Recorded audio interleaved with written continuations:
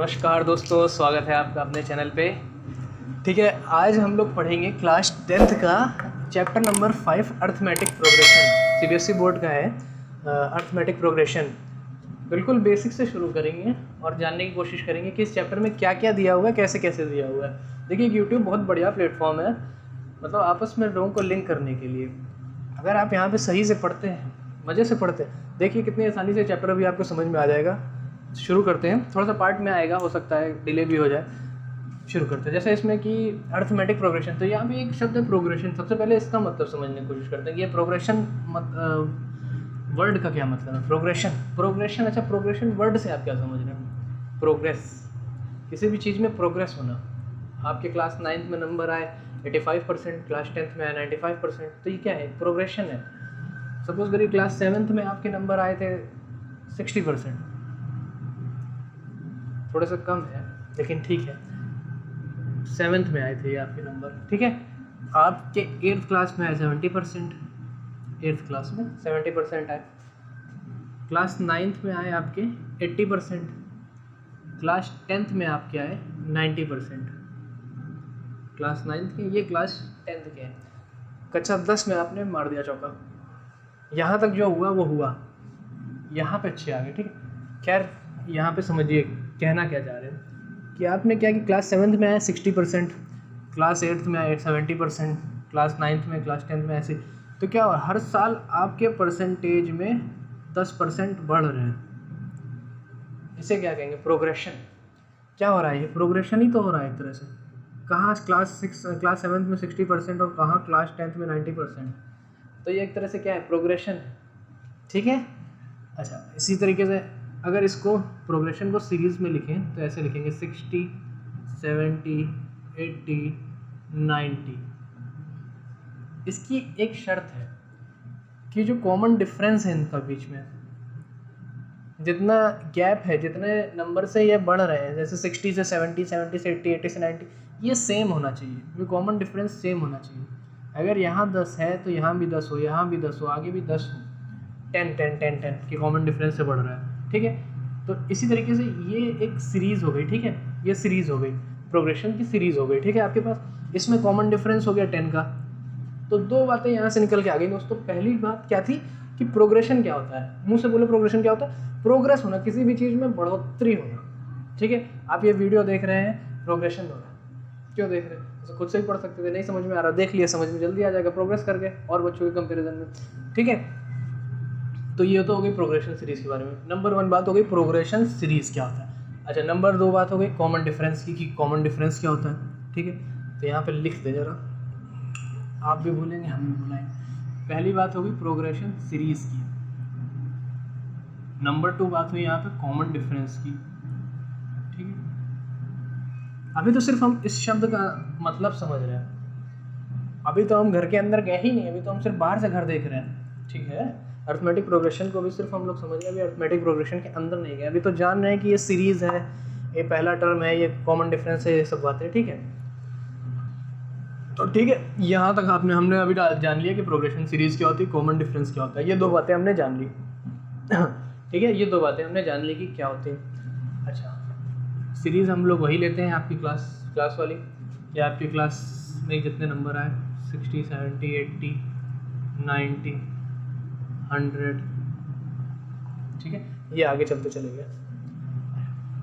ये जो इन दोनों के बीच में कॉमन डिफरेंस है, इसे कहते हैं डी से डिनोट करते हैं। इसका जो डिनोशन है वो डी से होता है। कॉमन डिफरेंस को डी से डिनोट करते हैं, ठीक है। अच्छा, ये सीरीज़ है, ये कॉमन डिफरेंस है। तो सीरीज़ के अंदर जो है वो क्या है?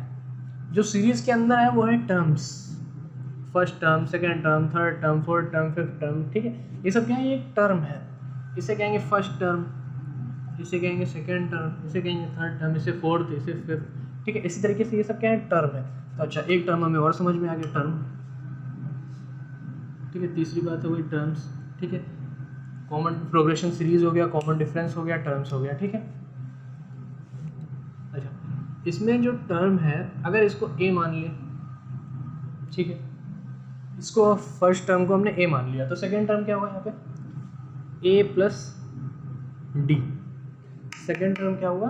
ए प्लस डी, कैसे a प्लस डी हुआ, फर्स्ट टर्म तो a था, सेकेंड टर्म में कॉमन डिफरेंस जोड़ दिया इन दोनों के बीच में जो कॉमन डिफरेंस था। जैसे यहाँ पे देखो फर्स्ट टर्म क्या है 60 है, सेकेंड टर्म क्या है 70 है, मतलब 60 + 10 70 है। कॉमन डिफरेंस यहाँ पे कितना था 10 का था।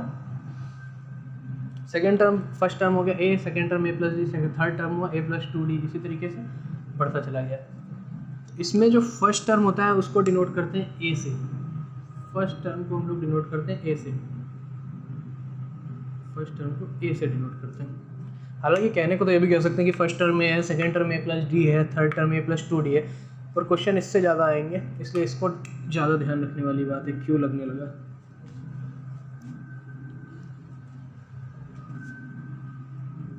ठीक है a। अच्छा अब इसको ज़रा थोड़ा सा और ध्यान से देखते हैं। अच्छा इसमें 4 बातें हो गई। पहली बात प्रोग्रेशन सीरीज़ क्या होती है जो यहाँ से आई थी, दूसरी बात उनके बीच में कॉमन डिफरेंस क्या होता है, उनके अंदर जो टर्म्स होते हैं उनकी बात कर ली, फर्स्ट टर्म की बात हो गई।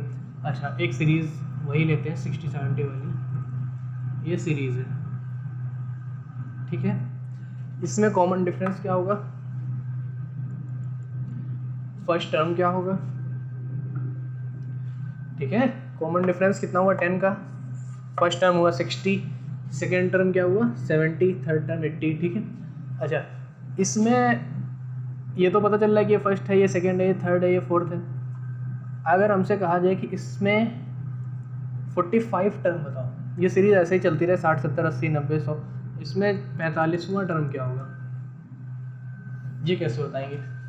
या तो गिने बैठ के 60 हो रहा है, फिर 70 हो रहा है, फिर 80 हो रहा है, फिर 90 हो रहा है, इसी तरीके से 45 टाइम्स में कुछ होगा, एक अंदाज़ा लगाएं या फिर गिने बैठ के, ठीक है। तो उसके लिए इतनी मेहनत करने की ज़रूरत नहीं है, एक फार्मूला है, बहुत ही सिंपल सा फार्मूला है, यहाँ पे देखते हैं। फार्मूला है an = a + n - 1d, ये फार्मूला है। इसमें a आप जान चुके हैं क्या है, a क्या है, इस सीरीज़ का पहला टर्म है, ठीक है। d क्या है, d इन दोनों सीरीज़ के बीच में होने वाला डिफरेंस है, कॉमन डिफरेंस है d, ठीक है। एक चीज़ और, जो हिंदी मीडियम वाले स्टूडेंट्स हैं उनके लिए कोई बहुत ज़्यादा विशेष दिक्कत वाली बात नहीं है, मैथ्स हिंदी और इंग्लिश में समझ में आ जानी चाहिए, क्योंकि ये इसमें मेन फोकस फॉर्मूले और नंबर्स पे होता है। इस पे मत जाइए कि ये कॉमन डिफरेंस सर जी आपने हिंदी में नहीं लिखा। अब आप इतना दिमाग लगा लीजिए कि कॉमन डिफरेंस को हिंदी में क्या कहेंगे या फर्स्ट टर्म को हिंदी में क्या कहेंगे, ठीक है। कोई विशेष नहीं, मेन आपका यहाँ पे फॉर्मूले पे थोड़ा सा जोड़ दीजिएगा, ठीक है। शुरू करते हैं।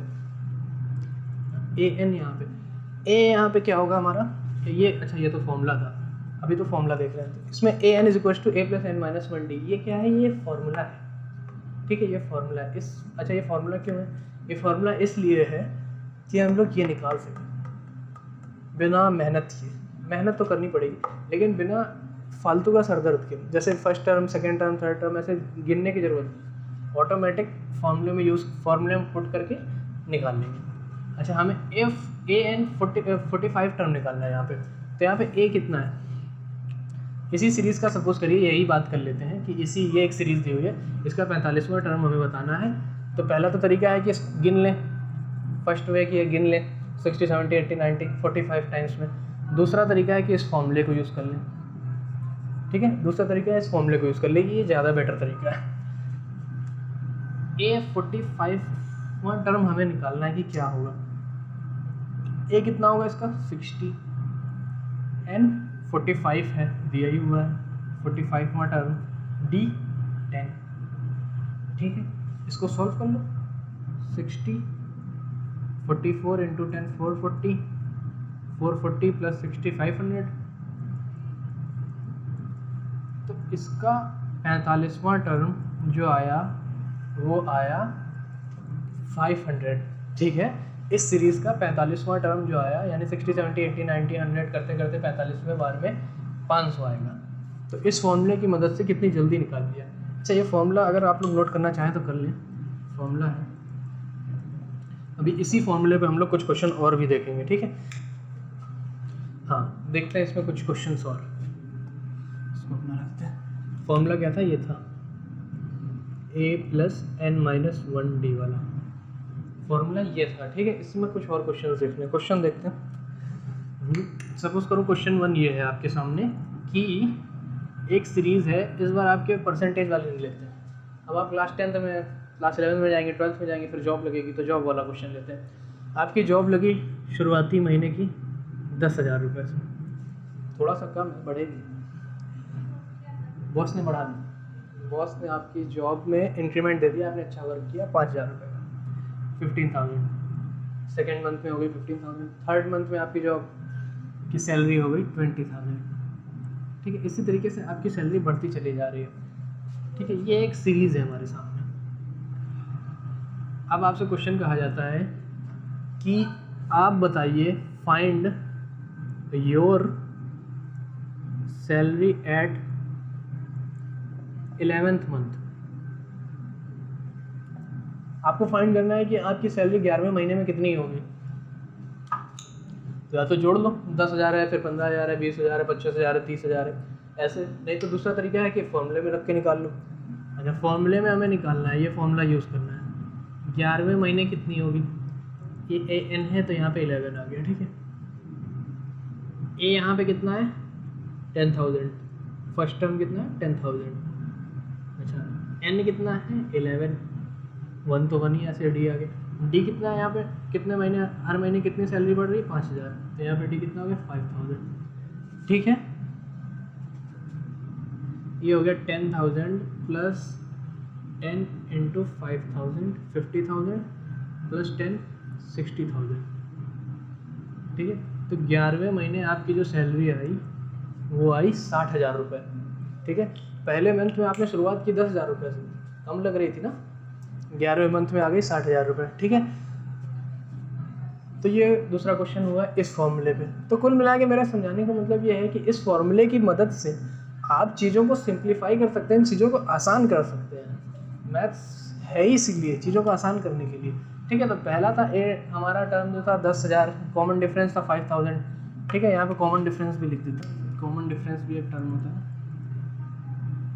लिखा है हालांकि, सॉरी यहाँ पे लिखा हुआ है। चलो यहाँ पे फॉर्मूला लिख देते हैं, फॉर्मूला यहाँ पे यूज़ हो रहा है जो वही है।